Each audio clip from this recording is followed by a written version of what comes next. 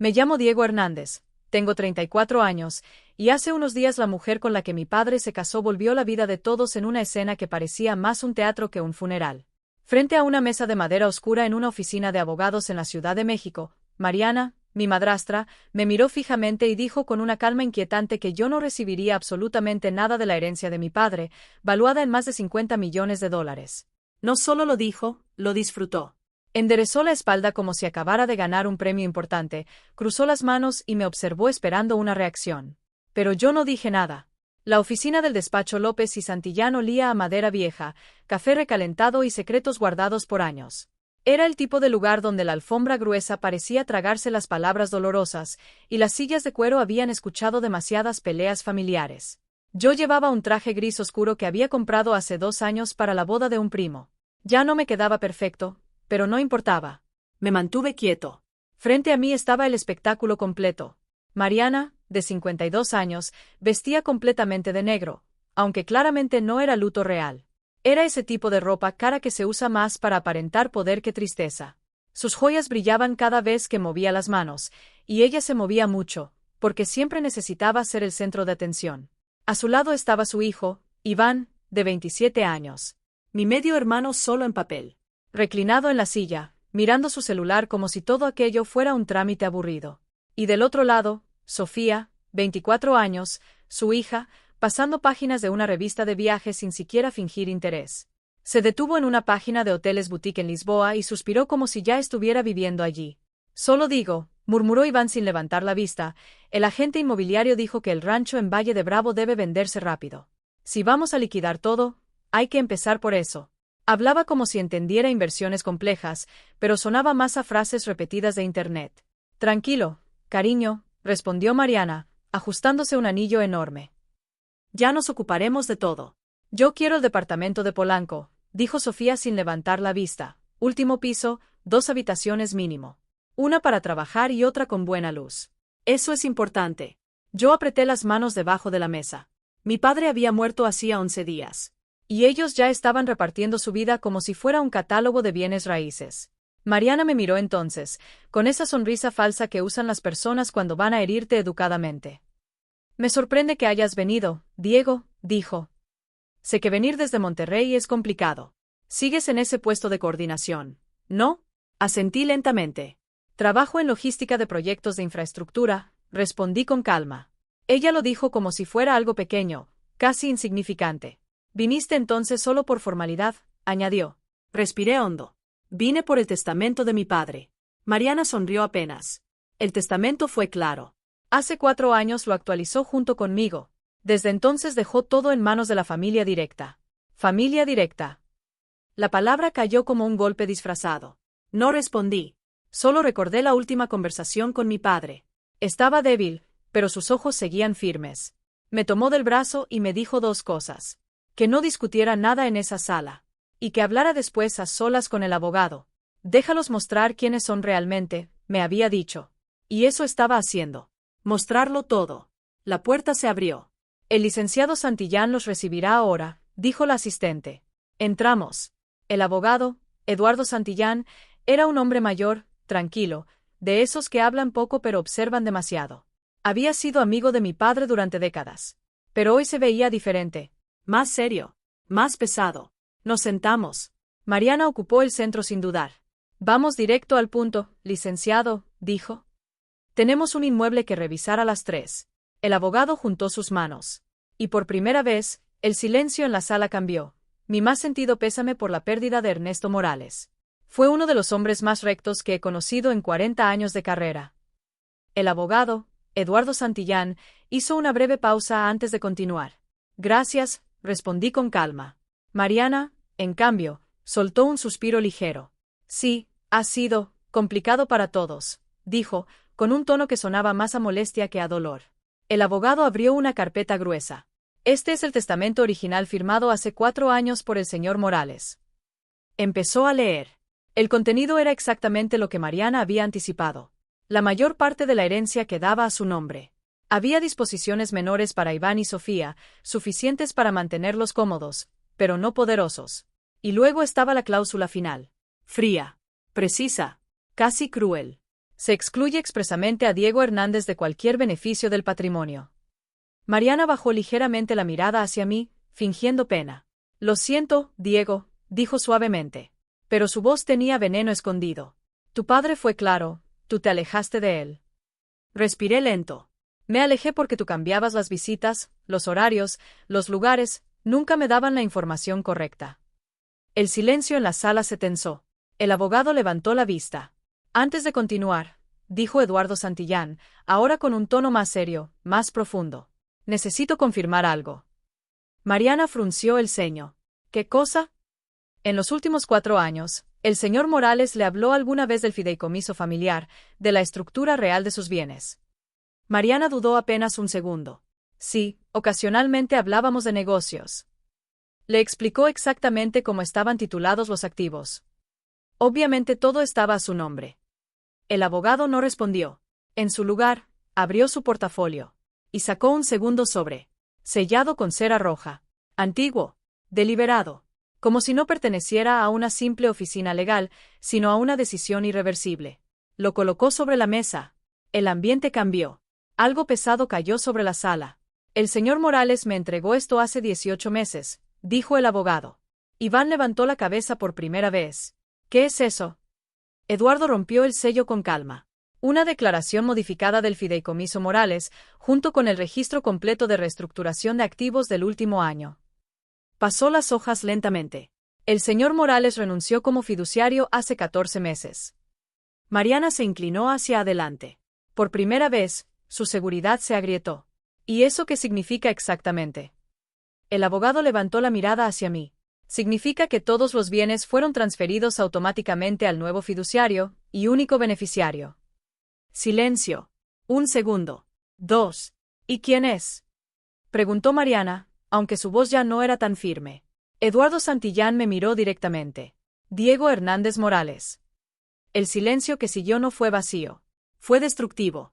Mariana perdió el color en el rostro en cuestión de segundos. Primero llegó la confusión. Luego la negación. Y después, la rabia. Eso es imposible, dijo de golpe. Yo estaba con Ernesto todos los días. Yo manejaba sus citas, sus llamadas, sus reuniones. Él no hacía nada sin mí. El abogado no se inmutó. El señor Morales sostuvo reuniones privadas conmigo en 4 ocasiones durante 14 meses. Eso no puede ser, susurró Iván, dejando el celular por primera vez. Mariana se puso de pie ligeramente. Él no estaba en condiciones de hacer eso. Explotó. Estaba enfermo. No tenía capacidad legal. Voy a impugnar esto. Todo esto se va a caer. Eduardo asintió con calma, como si ya hubiera escuchado esa frase muchas veces. Era de esperarse. Sacó otro documento. El día que firmó la reestructuración del fideicomiso, el señor Morales fue evaluado por la doctora María Reyes, especialista en neurocognición de la UNAM. Puso el reporte sobre la mesa. La evaluación duró 4 horas. Incluyó pruebas de memoria, razonamiento lógico, análisis financiero y una entrevista grabada. Pasó otra hoja. Obtuvo un rendimiento superior al 91% de personas de su edad. Silencio total. La doctora está dispuesta a declarar si es necesario. Sofía ya no fingía leer la revista. Iván estaba completamente rígido. ¿Y Mariana? Mariana estaba perdiendo el control por primera vez. Somos familia, dijo de repente, cambiando de estrategia. Tengo derechos legales como esposa sobreviviente. Participación conyugal. No pueden simplemente ignorarme. El abogado cerró lentamente la carpeta. Eso dependerá de lo que el señor Morales dejó documentado sobre la naturaleza real de su matrimonio. Y por primera vez, el verdadero problema empezó a revelarse. Sí, respondió el abogado Eduardo Santillán con calma. Pero esos derechos aplican únicamente a los bienes que pertenecían al patrimonio personal del señor Morales al momento de su fallecimiento. Abrió un registro grueso. Y en ese momento, su patrimonio personal consistía únicamente en un automóvil, una colección de relojes y 1,200 pesos en una cuenta bancaria. Levantó la vista. Todo lo demás, propiedades, inversiones, empresas, fue transferido al fideicomiso hace 14 meses. Mariana frunció el ceño. Eso no puede ser correcto. El abogado continuó sin alterarse. La participación conyugal se calcula sobre el patrimonio personal. Su derecho estimado es de aproximadamente $400. El silencio cayó como un golpe seco. Yo no sentí victoria. Sentí vacío. Como si algo que había estado cargando durante años finalmente hubiera caído al suelo, y no supiera si debía recogerlo o dejarlo ahí. Recordé cosas. El día en que manejé 6 horas para ver a mi padre en su cumpleaños, y encontré el código de la puerta cambiado. Llamé. Y contestó Mariana. Su voz era tranquila. Demasiado tranquila. Está descansando, luego te llama. Pero nunca llamó, porque ella contestaba sus llamadas. También recordé a Elena, la mujer que trabajó en nuestra casa desde que yo era niño. Una vez me encontró en una gasolinera, solo para decirme en voz baja: tu padre ya no es el mismo, esa casa se siente fría. Y yo le creí. Durante años, casi llegué a creer que yo era el problema. El hijo ausente. El que se había ido. Pero mi padre estaba observando. En silencio. Con paciencia. Y con una precisión que nadie en esa mesa había entendido todavía. Quiero una auditoría completa, dijo Mariana de repente, recuperando fuerza. Exijo contadores forenses. Quiero cada movimiento de los últimos 2 años. El abogado asintió. Puede hacerlo. Pero deberá financiarlo personalmente. No tendrá acceso a los fondos del fideicomiso.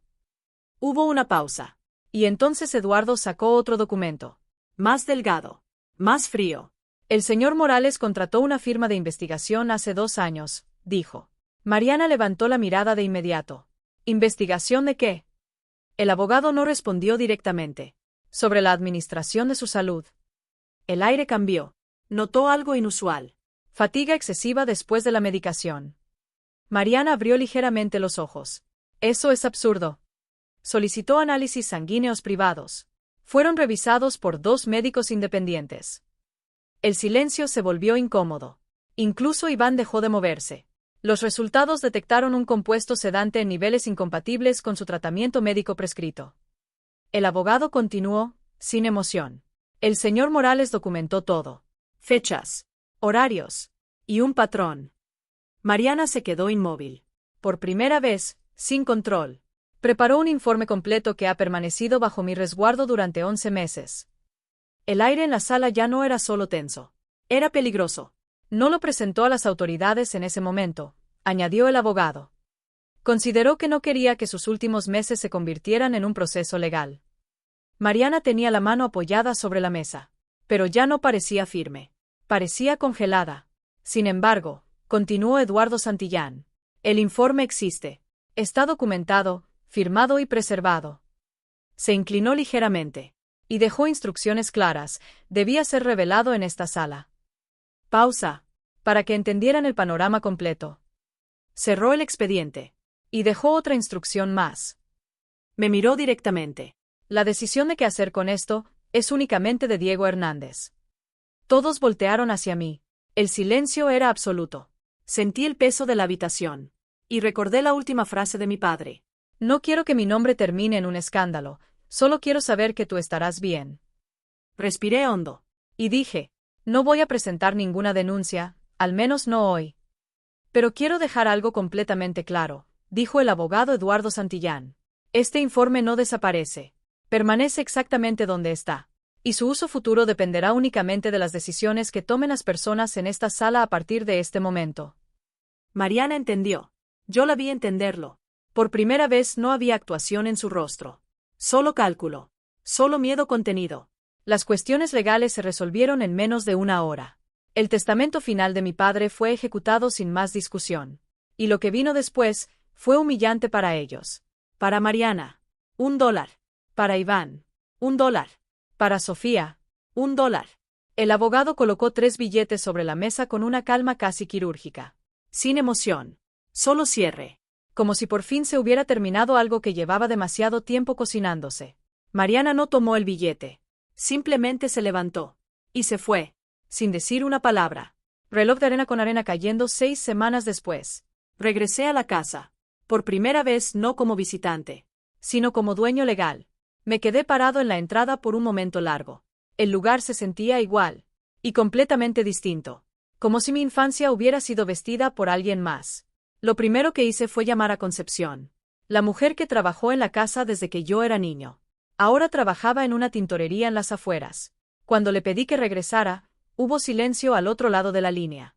Luego su voz se quebró apenas. Tu padre dejaba sobres para mí, con Tomás, en el vivero de la carretera. Pausa. Nunca dejó de cuidar a la gente, Diego. Yo no sabía eso. Pero no me sorprendió. Yerba el jardín. La segunda llamada fue a Tomás, el jardinero. Había permanecido fiel en silencio durante todo el caos. Funcionaba como un puente invisible entre mi padre y el mundo exterior cuando todo lo demás estaba controlado. Volvió el lunes siguiente. Sin preguntas. Solo trabajo. Replantó todo el jardín trasero desde cero. Especialmente las rosas amarillas. Siempre vuelven más fuertes después de una mala temporada, me dijo. No sonaba solo a jardinería. Sonaba a vida. El cuaderno oculto. En el tercer cajón del escritorio de mi padre encontré el cuaderno. Justo donde su carta decía. Un registro escrito a mano. Meticuloso. Vivo. Donaciones. Ayudas. Personas. Empleados antiguos. Vecinos. La hija de un trabajador del jardín que necesitaba estudiar. Pequeñas cantidades. Constantes. Discretas. Durante 4 años. Mientras afuera alguien intentaba controlar su vida, él estaba construyendo otra cosa en silencio. En la última página había una nota. Diego, el dinero es lo fácil. Lo difícil es no dejar que te haga más pequeño. Úsalo para hacer la vida más ligera a quienes lo merecen. Eso es lo único que importa. Papá. Anillo el nuevo comienzo. Le propuse matrimonio a Renata en el jardín trasero. Un martes por la tarde. El cielo parecía una pintura vieja. Húmedo. Suave. Vivo. Dijo que sí antes de que terminara la pregunta. El anillo estaba en el escritorio de mi padre, guardado en una caja de terciopelo. El mismo anillo que había pertenecido a mi madre. Él lo había escondido años atrás. Cuando Mariana preguntó por él. Se perdió, le había dicho. Pero no. Lo había guardado. Para el momento correcto. Símbolo de luna creciente un año después. En el cementerio, junto a su tumba, estaba con Renata. Y con un hijo que todavía no nacía. Pero ya tenía nombre. Gerardo. Porque había nombres que simplemente tenían sentido. Nube de lluvia, lo que quedó. Mariana vivía ahora en un departamento pequeño. Iván trabajaba por primera vez en su vida adulta. Sofía intentaba reconstruirse. No sentí victoria. No sentí venganza. Sentí algo más silencioso. Algo más pesado. Como cuando una tormenta que llevaba años en el horizonte finalmente se va. Y descubres que el daño no te destruyó. Solo te dejó de pie. Rosa, la última lección. La trampa solo funciona, me había dicho mi padre, si la presa cree que está segura. No hablaba de crueldad. Hablaba de paciencia. De esperar sin romperse. De construir sin ruido. Me arrodillé frente a la tumba. Dejé las rosas amarillas. El viento pasó entre los árboles. Y por un segundo, pareció un suspiro de alivio. Estamos bien, papá, dije. La casa volvió a estar en paz, y voy a intentar ser el hombre que merezca lo que me dejaste. Yerba epílogo. Estoy en casa ahora, con Concepción cocinando algo que huele increíble. Tomás discutiendo con las rosas como siempre. Y Renata descansando tranquila, como si por fin el mundo no pesara. Y yo entendí algo simple. El silencio no es debilidad. El tiempo no es vacío. Y la verdad, solo llega cuando ya está lista para quedarse.